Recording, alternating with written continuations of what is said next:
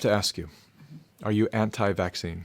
Oh, absolutely not. In fact, vaccine is immune therapy, just like interferon alpha is immune therapy. So I'm not anti-vaccine. My job is to develop immune therapies. That's what vaccines are.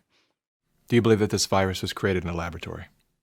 I wouldn't use the word created, but you can't say naturally occurring if it was by way of the laboratory.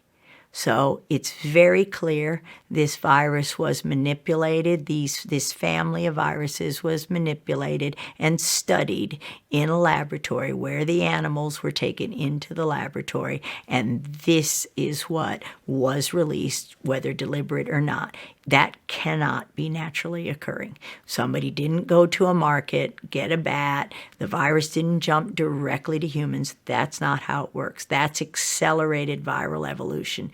If it was a natural occurrence, it would take it up to 800 years to occur. This occurred from SARS-1 within a decade. That's not naturally occurring. And do you have any ideas of where this occurred? Oh, yeah. I'm sure it occurred between the North Carolina laboratories, Fort Detrick, U.S. Army Research Institute of Infectious Disease, and the Wuhan laboratory.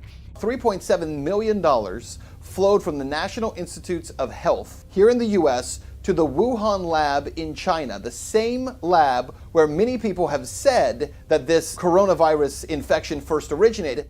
We also now know that NIAID, the department associated with the National Institutes of Health, of which Dr. Anthony Fauci is in control, had already been conducting experiments with the Wuhan lab in the past in regard to coronavirus.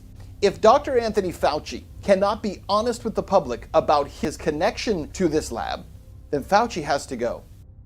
In 1999, I was working in Fort Detrick in USAMRIID there, and my job was to teach Ebola how to infect human cells without killing them. Ebola couldn't infect human cells until we took it in the laboratories and taught him. It's hard to ignore the death tolls. People have been dying. They are dying from this in quite alarming numbers. How do you reconcile that?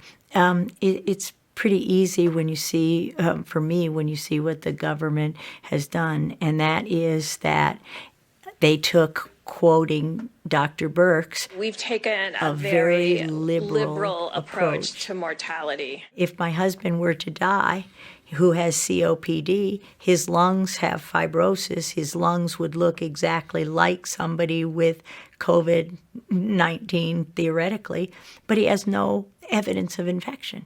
So if you're not testing and you don't have evidence of infection, and if you walked in there today, they'd call it COVID-19. And we hear this from the doctors and nurses who are upset.